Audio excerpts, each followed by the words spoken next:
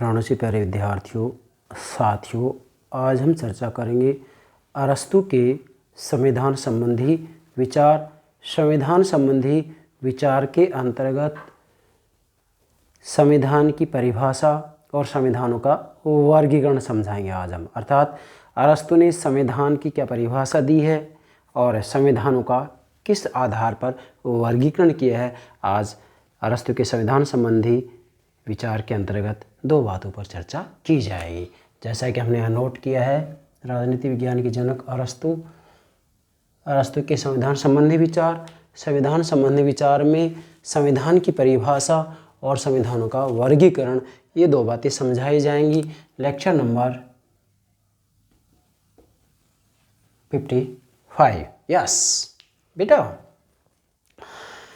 वास्तव में देखा जाए तो जब हम अरस्तु के संविधान संबंधी विचारों का अध्ययन करते हैं तो पहले ये बात स्पष्ट हो जानी चाहिए कि क्या संविधानों का वर्गीकरण अरस्तु की मौलिक देन है। उत्तर मिलेगा नहीं। क्यों? क्योंकि अरस्तु के गुरु प्लेटो ने अपनी रचना स्टेट्समैन के अंतर्गत प्लेटो ने संविधानों का वर्गीकरण कर दिया था और अरस्तु ने स्टेट्समैन में संविधानों का जो वर्गीकरण किया गया है उसी को स्वीकार किया है। हाँ, संविधानों का प्रथम वैज्ञानिक वर्गीकरण, व्यवस्थित वर्गीकरण अरस्तु ने किया है। ये आपको ध्यान में रखना है। इसके बाद में मूल बात ये आती है कि वर्गीकरण का, आप किसी का वर्गीकरण करते हैं, देखो क्लासिफिकेशन करना हो, वर्गीकरण करना हो, चाहे व्यक्तियों का वर्गीकरण करना हो, विद्यार्थियों का वर्गीकरण करना हो, संविधानों का वर्गीकरण करना हो, देश का शक्ति का आधार पर वर्गीकरण करना हो, किसी का वर्गीकरण करेंगे तो उसके लिए सबसे पहले क्या चाहिए बेटा? यस, आधार। बिना आधार के वर्गीकरण नहीं कर सकते। किस आधार पर आप किसी व्यक्ति को अच्छा कहेंगे, बुरा कहेंगे? तो आधार बताओ पहले। किस आधार पर आप संविधानों का वर्गीकरण कर रहे हैं, पहले आप आधार बताएं। तो अरस्तु ने मुख्यतया दो आधारों पर संविधानों का वर्गीकरण किया है। हालांकि अरस्तु ने संविधानों के वर्गीकरण के लिए अन्य आधार भी बताए हैं, लेकिन मुख्यतया दो आधार लिए हैं जिसकी हम चर्चा क्रमबद्ध रूप में करेंगे। अब यहाँ आप देखेंगे आज के लेक्चर में हम संविधान की परिभाषा और इसके भाग 2 में संविधानों का वर्गीकरण, दो बातों पर चर्चा कर रहे हैं। बेटा, वास्तव में अरस्तु ने जो संविधान की परिभाषा दी है और संविधानों का जो वर्गीकरण किया है, प्रत्येक प्रकार की प्रतियोगिता परीक्षा में इससे संबंधित प्रश्न पूछा ही जाता है और स्नातक स्तर के और स्नातकोत्तर स्तर के विद्यार्थियों से किसी न किसी रूप में प्रश्न जरूर पूछा जाता है। भले ही आप बीए के स्टूडेंट्स हों, एमए के स्टूडेंट्स हों, बीए में भी पश्चिमी राजनीतिक चिंतन चलता है और एमए में भी पश्चिमी राजनीतिक चिंतन चलता है। तो अरस्तु आपके सिलेबस में ज़रूर मिलेगा और अरस्तु सिलेबस में है तो ये भी तय मानिएगा अरस्तु के संविधान संबंधी विचारों के ऊपर प्रश्न पूछा ही जाता है। यस, तो चलिए अब हम इसको एक एक करके समझते हैं। मैंने सबसे पहले लिखा है मौलिक देन नहीं। देखो, मैं ये बातें एक एक करके इस रूप में नोट करता हूँ कि मैं सब बातें समझा दूँ, सब बातें, क्योंकि मेरा लक्ष्य केवल समझाना है आपको। मौलिक देन नहीं क्या मतलब? बेटा, जो ये अरस्तु के संविधान संबंधी विचार हैं, अरस्तु के जो संविधानों का वर्गीकरण है, क्या ये अरस्तु की मौलिक देन है? उत्तर मिलेगा नहीं। क्यों? हमने यहाँ लिखा है अरस्तु की मौलिक देन नहीं है, अर्थात संविधानों का वर्गीकरण अरस्तु की मौलिक देन नहीं है। इसका मतलब इससे पहले वर्गीकरण किया जा चुका था। तो किसने किया था? इनके गुरु प्लेटो ने अपनी पुस्तक स्टेट्समैन के अंतर्गत संविधानों का वर्गीकरण किया था। ये आपको ध्यान में रखना है। अब अरस्तु ने संविधानों का वर्गीकरण अपनी कौन सी पुस्तक में किया है? पॉलिटिक्स में। देखो बेटा, प्लेटो की रिपब्लिक और अरस्तु की पॉलिटिक्स, ये दोनों किताबें ऐसी हैं, मैं तो ये कहूँगा कि प्रत्येक राजनीति विज्ञान के विद्यार्थियों को इनका अध्ययन करना ही चाहिए। प्लेटोवाद को समझना है तो रिपब्लिक पढ़नी पड़ेगी, और अरस्तुवाद को समझना है यस पॉलिटिक्स को पढ़ना ही पड़ेगा। फिर हमने यहाँ आपकी नॉलेज के लिए नोट किया है कि अरस्तु की जो विश्व प्रसिद्ध पुस्तक या राजनीति विज्ञान के विद्यार्थियों के लिए जो सबसे महत्वपूर्ण पुस्तक है पॉलिटिक्स है।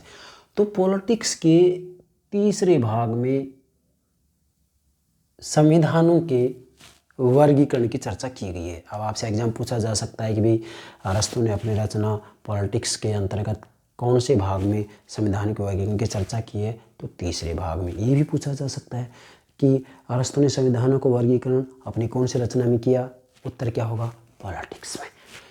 बेटा प्रश्न किसी भी रूप में घुमा फिरा कर आपसे पूछा जा सकता है, घबराने की आवश्यकता नहीं है। बस जिस तरीके से मैं आपको समझा रहा हूँ आप समझते जाइएगा, आपको कोई परेशानी होने की ज़रूरत नहीं है, किसी भी रूप में आपको टेंशन लेने की आवश्यकता नहीं है। आप अपने कंपटीशन को निश्चित रूप में पास करेंगे ही करेंगे, बस मेहनत करनी है। और फिर हमने आगे लिखा है 158 संविधानों के अध्ययन पर अरस्तु के संविधानों का वर्गीकरण आधारित है। मतलब अरस्तु ने जो अपना संविधानों का वर्गीकरण किया है वो अरस्तु के द्वारा अपने समय के 158 संविधानों का अध्ययन किया, और 158 संविधान के अध्ययन पर संविधानों का वर्गीकरण आधारित है। पहले उन्होंने 158 संविधानों का अध्ययन किया, उसके बाद में संविधानों का वर्गीकरण किया है। तो आपसे एग्जाम पूछा जा सकता है अरस्तु ने अपने समय के कितने संविधानों का अध्ययन किया, यस 158। बहुत गंभीर, बहुत बड़ी बात है ये। अब हम आज जो अरस्तु के संविधान संबंधी विचार ले रहे हैं, इसमें दो बातें ले रहे हैं आज हम। क्या क्या, संविधान की परिभाषा और संविधान का वर्गीकरण। इसके बाद में जो बची हुई बातें हैं आगे एक लेक्चर बनता है, 2 लेक्चर बनता है, वो आपको समझा दिया जाएगा। कोशिश ये की जाएगी कि 2 लेक्चर मैं अपलोड और करूँगा इसके ऊपर। एक तो संविधान में चक्रीय परिवर्तन का सिद्धांत समझाऊंगा, और इसके बाद में जो है अरस्तु के संविधानों के वर्गीकरण की आलोचना और महत्व बताया जाएगा। क्यों, मेरा लक्ष्य यहाँ केवल तड़क भड़क हवाई लूटना नहीं है, मेरा लक्ष्य है राजनीति विज्ञान को आपको समझाना। बेटा मैं राजनीति विज्ञान में मेरे विद्यार्थियों के लिए गोते लगाता हूँ, तैरता हूँ और डूबता हूँ, जिससे कि मेरे विद्यार्थियों को मैं राजनीति विज्ञान बेहतर तरीके से समझा सकूँ। सबसे पहले संविधान की परिभाषा लेंगे, बहुत गंभीर बात है। अब संविधान की परिभाषा का मतलब ये नहीं कि हम संविधान का टॉपिक ले रहे हैं और संविधान की परिभाषाएं समझा रहे हैं, नहीं नहीं नहीं, केवल अरस्तु की बात हो रही है यहाँ पर। संविधान की परिभाषाएं, कौन सा संविधान अच्छा है, अच्छे संविधान की क्या शर्तें होती है, ये सब अलग से लेक्चर अपलोड कर दिया जाएगा। अरस्तु ने संविधान की व्याख्या 2 रूपों में की है। मतलब अरस्तु ने जो संविधान की परिभाषा दी है, जो डेफिनेशन दी है, वो 2 रूपों में दी है, 2 प्रकार से दी है। पहला है राज्य के विभिन्न मनुष्यों के जीवन निर्वाह के विशेष नियमों का नाम ही संविधान है। जरा देखिएगा कितनी गंभीर परिभाषा है ये। राज्य के विभिन्न मनुष्यों के जीवन निर्वाह के विशेष नियमों का नाम ही संविधान है। मतलब जीवन निर्वाह के विशेष जो नियम होते हैं, उन विशेष नियमों का नाम ही संविधान है। अब यहाँ जीवन निर्वाह के विशेष नियमों का नाम ही संविधान है, तो ये संविधान की परिभाषा कोई जो है संकुचित या सीमित नहीं है, बल्कि व्यापक परिभाषा है। क्यों? क्योंकि इस परिभाषा में स्पष्ट होता है कि संविधान एक जीवन पद्धति है, संविधान जीवन निर्वाह का मार्ग है। ये इसकी पहली परिभाषा है, तो आप नोट करेंगे बेटा। इसके ऊपर प्रश्न पूछा जा सकता है कि राज्य के विभिन्न मनुष्यों के जीवन निर्वाह के विशेष नियमों का नाम ही संविधान है। संविधान की यह परिभाषा निम्न में से किस राजनीतिक विचारक ने दी है? तो आपका आंसर क्या होगा? विकल्प दे दिए जाएंगे आपके सामने है, तो आपका आंसर क्या होगा? अरस्तु। दूसरी परिभाषा, पॉलिटिक्स की चौथी पुस्तक में ये दूसरी परिभाषा आपको मिलेगी संविधान की। क्या कहा है इन्होंने? ये है मतलब विधान या संविधान, ये है राज्य में मतलब संविधान राज्य में विभिन्न पदों का संगठन है। संक्षेप में इसकी यही परिभाषा होगी।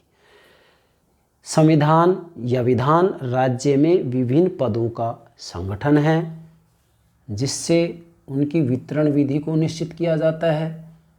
सार्वभौम सत्ता का निर्धारण किया जाता है कि सत्ता एक व्यक्ति के हाथ में होगी कि दो व्यक्ति के हाथ में होगी, मतलब एक के हाथ में होगी, कुछ के हाथ में होगी या अनेक के हाथ में होगी, उसके आधार पर वर्गीकरण होगा कि एवं समुदाय तथा उसके समस्त सदस्यों के द्वारा अंगीकार लक्ष्य की प्रकृति का निर्धारण किया जाता है कि उस शासन प्रणाली का लक्ष्य क्या है? व्यक्तियों का हित करना है या जो शासक हैं वो अपने हित की बात करते हैं, इस आधार पर इसका वर्गीकरण होगा। तो ये इसकी जो है दूसरी परिभाषा होगी अरस्तु के अनुसार संविधान की, तो आप इसको नोट कर लेंगे। इसकी जो व्याख्या की जाएगी ये वर्गीकरण के अंतर्गत स्पष्ट हो जाएगा। बेटा जो अरस्तु ने संविधान की परिभाषा दी है, दो परिभाषा, प्रथम परिभाषा से संविधान के नैतिक स्वरूप की ओर संकेत होता है, मतलब प्रथम परिभाषा से संविधान की नैतिक स्वरूप की ओर, रूप की ओर संकेत होता है या नैतिक रूप की ओर ध्यान आकर्षित होता है प्रथम परिभाषा में। ये नोट करना है, ये भी एग्जाम में प्रश्न पूछा जा सकता है। दूसरी जो परिभाषा है, दूसरी परिभाषा से राजनीतिक स्वरूप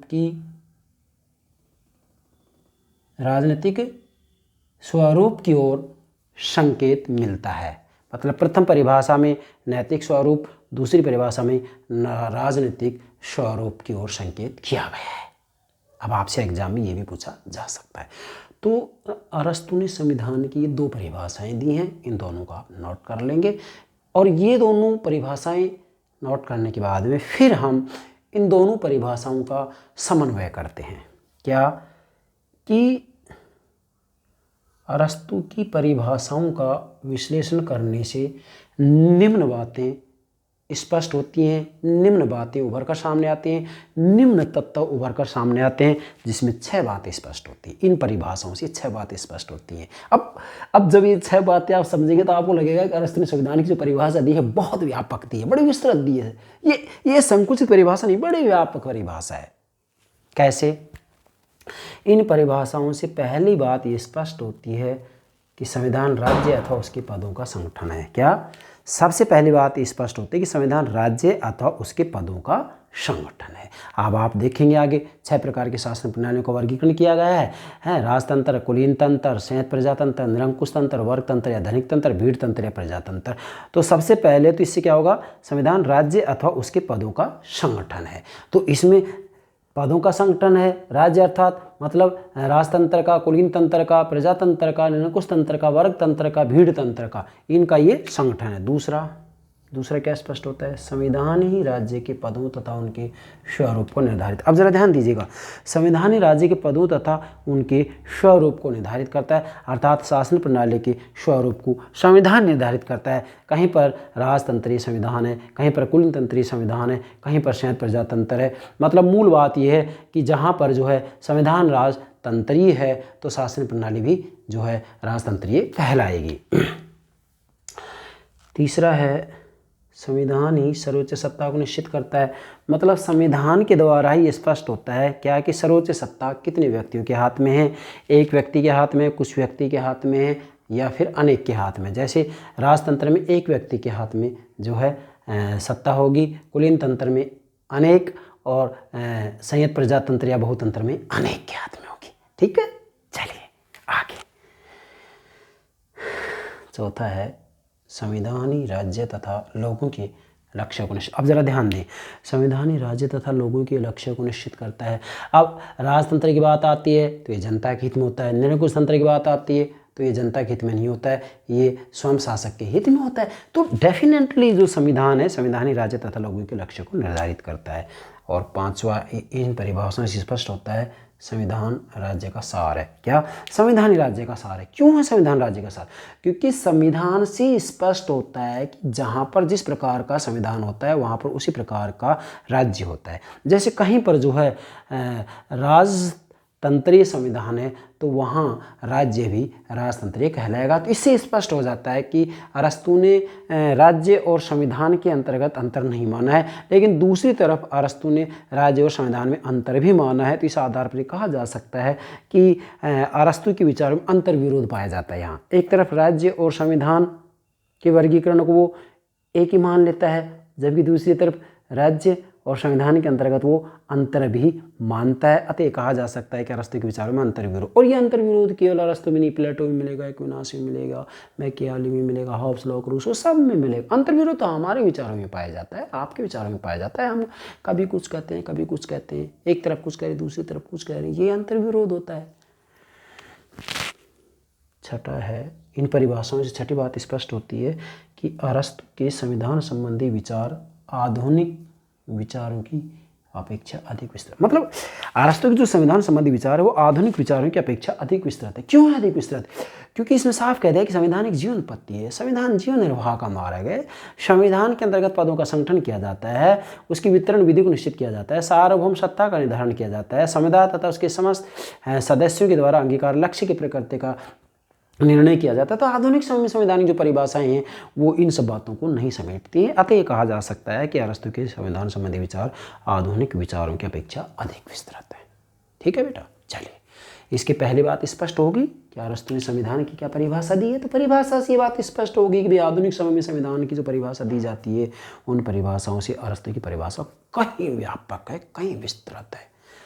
अब हम दूसरे पार्ट की बात करेंगे, संविधानों का वर्गीकरण। बेटा संविधानों का व्यवस्थित वैज्ञानिक वर्गीकरण किसने किया है? अरस्तू ने किया है। यस, हालांकि इससे पहले प्लेटो ने अपनी रचना स्टेट्समैन के अंतर्गत संविधानों का वर्गीकरण कर दिया था, लेकिन वो वर्गीकरण वैज्ञानिक नहीं था, जबकि अरस्तू का संविधानों का वर्गीकरण वैज्ञानिक है। प्रथम संविधानों का वैज्ञानिक वर्गीकरण अरस्तू के द्वारा ही किया गया है, इसलिए अरस्तू को संविधान और संविधानवाद का जनक माना जाता है। नोट करेंगे, अरस्तू को संविधान और संविधानवाद का पिता माना जाता है, जनक माना जाता है। अब संविधानों का वर्गीकरण देते हैं। बेटा देखो एक सूत्र लेंगे यहाँ, आप भले ही संविधानों का वर्गीकरण करें, मनुष्यों का वर्गीकरण करें, विद्यार्थियों का वर्गीकरण करें, हम क्लास के अंतर्गत कह देते हैं कि ये बच्चा बहुत अच्छा है, ये बच्चा शरारती है, किस आधार पर कहा है हमने? क्लास में बार बार एक विद्यार्थी वार्तालाप कर रहा है, एक विद्यार्थी आराम से जो समझा जा रहा है उसको समझ रहा है, आधार तो कोई लिया है कि भी कक्षा के अंतर्गत एकाग्रचित होकर के ये हमें समझ रहे हैं, तो इसका मतलब जो ऐसा कर रहा है वो विद्यार्थी अच्छा है, और जो इधर उधर की बातें कर रहा है वो अच्छा नहीं है। आधार तो यही लिया है कि भाई हम जो लेक्चर दे रहे हैं उसको समझ रहे हैं या नहीं, या हमारे लेक्चर के दौरान वो बातें कर रहे हैं, तो आधार जरूरी है। तो वर्गीकरण किया जाता है तो आधार तो जरूरी है। हमारे परिवार के अंतर्गत हम कह देते हैं कि हमारे परिवार के अंतर्गत सारे सदस्य अच्छे हैं, लेकिन एक व्यक्ति बहुत गड़बड़ है, बहुत बेकार है, तो कोई आधार तो लिया होगा आपने। बिना आधार के वर्गीकरण हो ही नहीं सकता।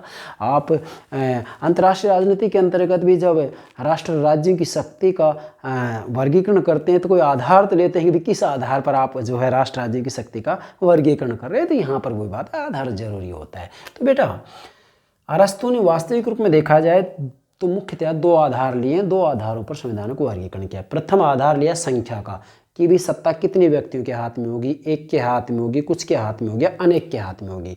और द्वितीय जो आधार, दूसरा जो आधार लिया नैतिक आधार लिया है। नैतिक आधार का मतलब ये है कि जो शासन है वो जनता के हित में या स्वयं के हित में वो शासन किया जा रहा है।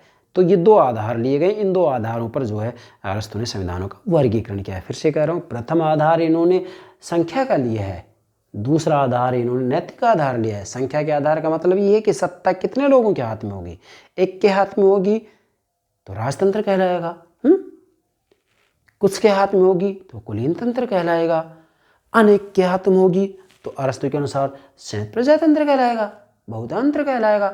ये बहुतंत्र जिसे कि अरस्तू पॉलिटी कहते हैं, और पॉलिटी को इन्होंने मध्यम मार्ग बताया। ये बताया कि पॉलिटी ही जो है वास्तविक रूप में देखा जाए तो शासन प्रणाली के अंतर्गत मध्यम मार्ग है, और अरस्तू मध्यम मार्ग को स्वीकार करते हैं कि किसी भी क्षेत्र में मध्यम मार्ग को अपनाया जाए। तो इसका मतलब अरस्तू के लिए जो ये बहुतंत्र है वो अच्छी शासन प्रणाली है।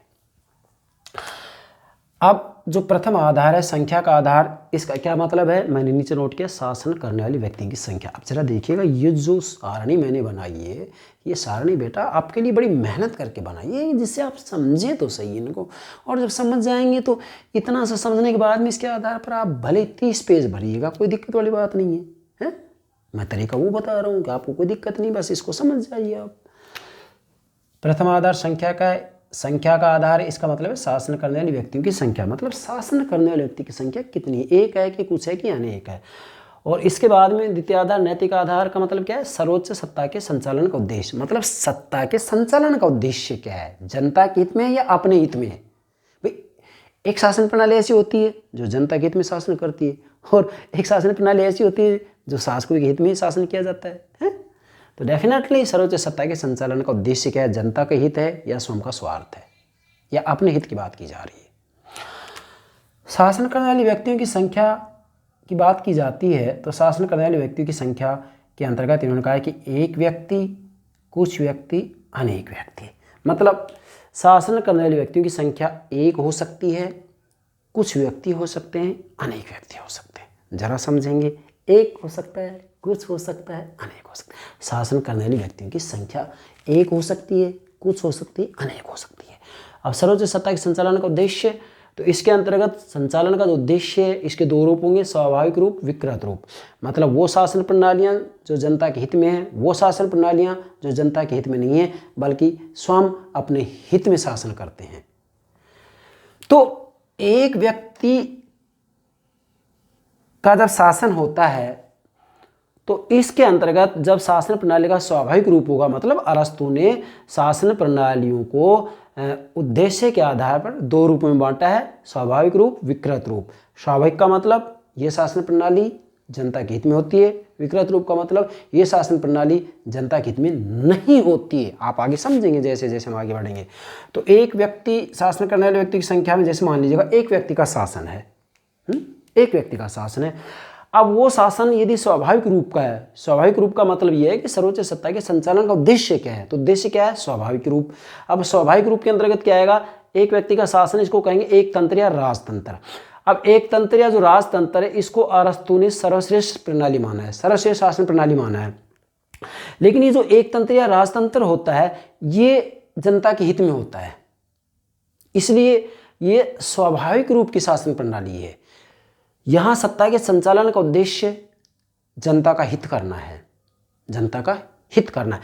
परंतु कुछ समय बाद में जो राजतंत्रीय शासन प्रणाली है, ये जनता के हित में शासन ना करके और अपने हित में शासन करने लग जाते हैं। तो ऐसी स्थिति में ये शासन प्रणाली का जो स्वाभाविक रूप है वो विकृत रूप हो जाता है, मतलब शुद्ध रूप विकृत रूप में हो जाता है। अच्छी शासन प्रणाली बुरे रूप में परिवर्तित हो जाती है। तो जब राजतंत्र के अंतर्गत एक व्यक्ति जनता के हित में शासन करते करते करते करते अपने हित में जब शासन करने लग जाता है और जनता के हित और कल्याण को भुला देता है, तो फिर यह शासन प्रणाली राजतंत्र का रूप बदलकर निरंकुश तंत्र में परिवर्तित हो जाती है। मतलब राजतंत्र में भी एक व्यक्ति का शासन है, निरंकुश तंत्र में भी एक व्यक्ति का शासन है, लेकिन राजतंत्र में एक व्यक्ति का शासन है पर ये जनता के हित में है, क्योंकि ये शासन प्रणाली का स्वाभाविक रूप है, ये शुद्ध रूप है, ये अच्छी शासन प्रणालियां हैं। जबकि निरंकुश तंत्र के अंतर्गत शासन तो एक व्यक्ति का है, लेकिन ये जनता के हित में शासन नहीं करते बल्कि अपने हित में शासन करते हैं। क्यों? क्योंकि ये वास्तविक रूप में देखा जाए तो सत्ता के संचालन जो उद्देश्य है वो विकृत है, ये जनता का हित नहीं है बल्कि स्वयं अपना हित है, इसलिए ये निरंकुश तंत्र कहलाएगा। एक व्यक्ति के शासन के दो रूप हो गए, शुद्ध रूप राजतंत्र, विकृत रूप निरंकुश तंत्र। अच्छी शासन प्रणाली राजतंत्र, बुरी शासन प्रणाली निरंकुश तंत्र। एक व्यक्ति के शासन में दो प्रणाली होगी। चलिए, अब कुछ व्यक्तियों के शासन में भी दो प्रकार की शासन प्रणाली होती है, एक अच्छी एक बुरी। तो जब शासन प्रणाली का शुद्ध रूप होता है, जब शासन प्रणाली के अंतर्गत जो कुछ लोग होते हैं वो शासन जनता के हित में करते हैं, तो इसे कुलीन तंत्र कहा जाता है। कुलीन तंत्र के अंतर्गत कुछ लोग जनता के हित में शासन करते हैं, लेकिन जब कुछ लोग शासन करते करते करते करते करते करते जनहित में शासन नहीं करते हैं बल्कि अपने वर्ग के लिए शासन करने लग जाते हैं, अपने वर्ग हित के लिए शासन करने लग जाते हैं, धन की प्राप्ति के लिए शासन करने लग जाते हैं, तो ये कुलीन तंत्र ही स्वाभाविक रूप से या शुद्ध शासन प्रणाली से विकृत शासन प्रणाली में परिवर्तित हो जाता है, अच्छी शासन प्रणाली से बुरी शासन प्रणाली में परिवर्तित हो जाता है और फिर ये कुलीन तंत्र के स्थान पर वर्ग तंत्र या धनिक तंत्र कहलाता है। इसमें शासन तो कुछ लोगों का ही होता है, लेकिन ये अपने वर्ग विशेष के लिए शासन करते हैं, जनता के हित के लिए शासन नहीं करते हैं। 2, शासन करने वाले व्यक्तियों की संख्या में तीसरा आता है अनेक व्यक्तियों का शासन। बेटा अब एक व्यक्ति का शासन, कुछ व्यक्तियों के शासन में 2-2 शासन प्रणाली होगी, 4 शासन प्रणाली होगी। इसके बाद में अनेक व्यक्तियों के शासन के अंतर्गत भी शासन प्रणाली के 2 रूप होते हैं, अच्छा और बुरा, या स्वाभाविक शासन प्रणाली, विकृत शासन प्रणाली, या शुद्ध शासन प्रणाली, विकृत शासन प्रणाली, या अच्छी शासन प्रणाली, बुरी शासन प्रणाली, या जनता के हित की शासन प्रणाली, जनता के हित में शासन ना करने वाली शासन प्रणाली, जनता के हित में शासन प्रणाली, जनता के अहित में शासन प्रणाली, अहित में, ये जनता के हित में नहीं है।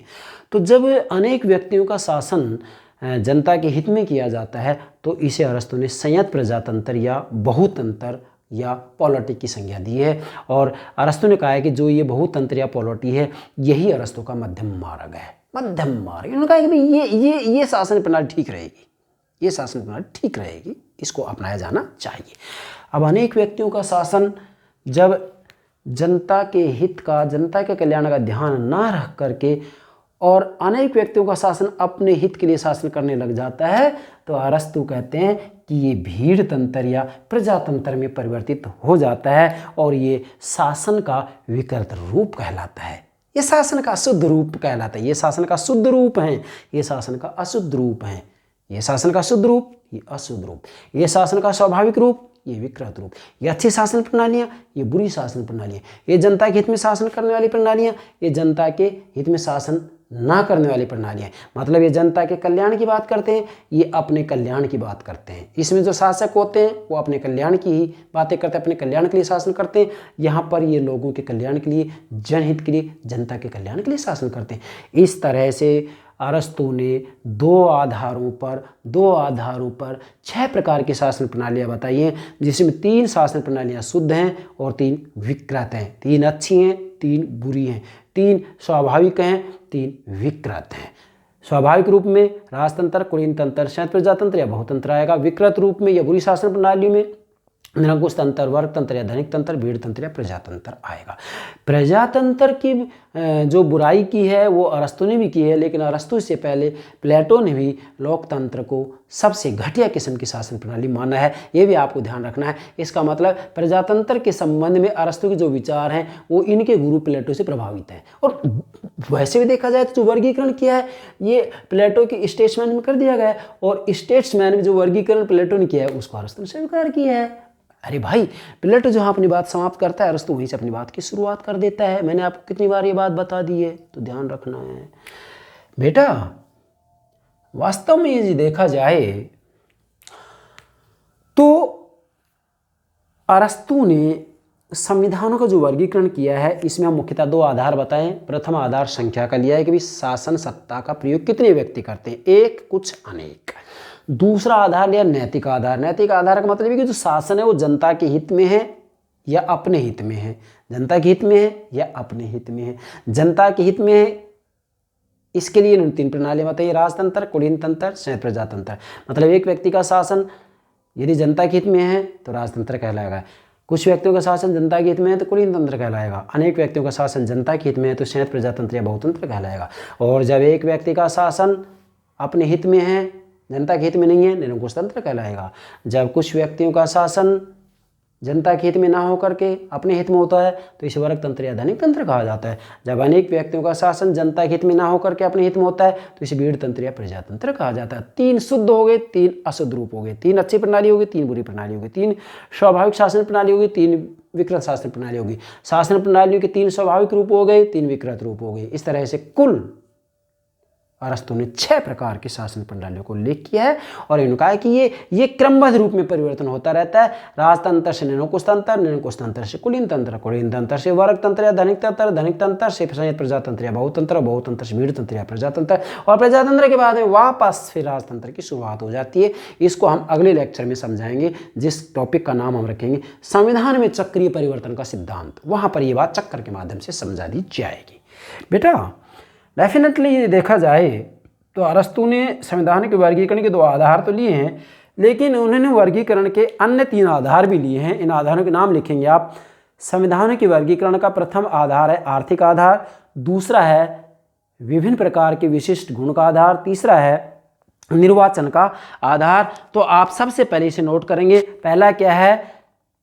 वर्गीकरण का आर्थिक आधार। क्या? वर्गीकरण का आर्थिक आधार। अब आर्थिक आधार में क्या होता है? एक लोकतंत्र के अंतर्गत निर्धन व्यक्तियों का शासन होता है। नोट करें, लोकतंत्र के अंतर्गत निर्धन व्यक्तियों का शासन होता है, जबकि धनिक तंत्र के अंतर्गत धनिक व्यक्तियों का शासन होता है। अब ये जो आधार लिया है इन्होंने, वो आर्थिक आधार लिया है। आर्थिक आधार पर इन्होंने कहा है कि लोकतंत्र के अंतर्गत जो है गरीब लोगों का जो है शासन होता है, जबकि धनिक तंत्र के अंतर्गत अमीर लोगों का, संपत्तिशालियों का शासन होता है। तो नोट करेंगे, पहला आधार है आर्थिक आधार। इसके बाद में दूसरा आधार लेंगे विभिन्न या विशिष्ट प्रकार के विशिष्ट गुण या विभिन्न प्रकार के विशिष्ट गुण। इसका मतलब इसके अंतर्गत जो है शासन प्रणालियों के अंतर्गत जो विशिष्ट गुण होते हैं उसको आधार लेकर के और जो है इसका वर्गीकरण किया गया है। जैसे आप लिखेंगे, राजतंत्र में सम्मान का, कुलीन तंत्र में विवेक का और लोकतंत्र में स्वतंत्रता का और धनिक तंत्र में धन संपदा का विशिष्ट गुण होता है। इसके बाद में तीसरा लेंगे निर्वाचन का आधार। निर्वाचन के आधार के अंतर्गत लोकतंत्र में अधिकतम निर्धन व्यक्ति और धनिक तंत्र में थोड़े से धनी व्यक्ति निर्वाचन में भाग लेते हैं। थोड़े से धनी व्यक्ति निर्वाचन में भाग लेते हैं, मतलब निर्वाचन का आधार लिया जाता है। तो लोकतंत्र के अंतर्गत अनेकों गरीब व्यक्ति निर्वाचन में भाग लेते हैं, जबकि लोकतंत्र के अंतर्गत, नोट करो, लोकतंत्र के अंतर्गत अधिकतम निर्धन व्यक्ति और धनिक तंत्र में थोड़े से धनी व्यक्ति निर्वाचन में भाग लेते हैं। क्या? धनिक तंत्र में थोड़े से ही धनी व्यक्ति निर्वाचन में भाग लेते हैं, जबकि लोकतंत्र के अंतर्गत अधिकतम निर्धन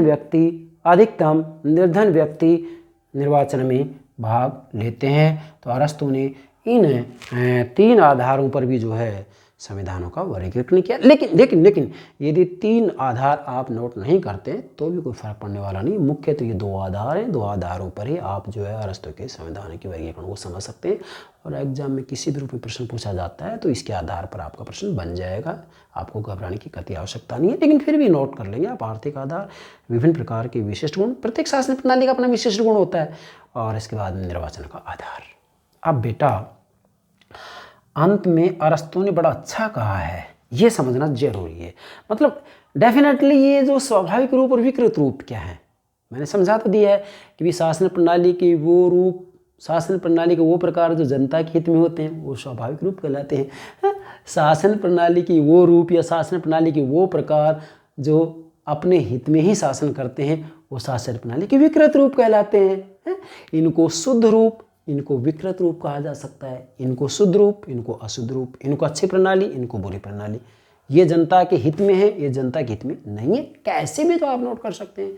अरस्तु कह रहे हैं कि वे संविधान जो पूर्ण न्याय की दृष्टि से सामान्य हित का ध्यान रखते हैं, वे संविधान जो पूर्ण न्याय की दृष्टि से सामान्य हित का ध्यान रखते हैं, शुद्ध संविधान है। आप जरा ध्यान दीजिएगा, वे संविधान जो पूर्ण न्याय की दृष्टि से सामान्य हित का ध्यान रखते हैं, शुद्ध संविधान है। ये 3 के 3 शुद्ध संविधान है, राजतंत्र, कुलीन तंत्र, संयुक्त प्रजातंत्र या बहुतंत्र। क्यों? क्योंकि वास्तविक रूप में ये जो है पूर्ण न्याय की दृष्टि से सामान्य हित का ध्यान रखते हैं, ये जनता के हित में शासन करते हैं। एक व्यक्ति का शासन है तो राजतंत्र, कुछ व्यक्ति का शासन है कुलीन तंत्र, अनेक व्यक्तियों का शासन है तो संयुक्त प्रजातंत्र या बहुतंत्र, पॉलिटी की संज्ञा इसको दी गई, पॉलिटी। और ये जो शासन प्रणाली है अनेक व्यक्तियों का, जब जनता के हित में शासन होता है तो इसे संयुक्त प्रजातंत्र या बहुतंत्र कहा जाता है। अंग्रेजी में इसको पॉलिटी कहा है अरस्तु ने। तो ये अरस्तु का कहना है कि यही मध्यम मार्ग है, और अरस्तु मध्यम मार्ग की बात करते हैं तो इसका मतलब ये शासन प्रणाली श्रेष्ठ बताइए।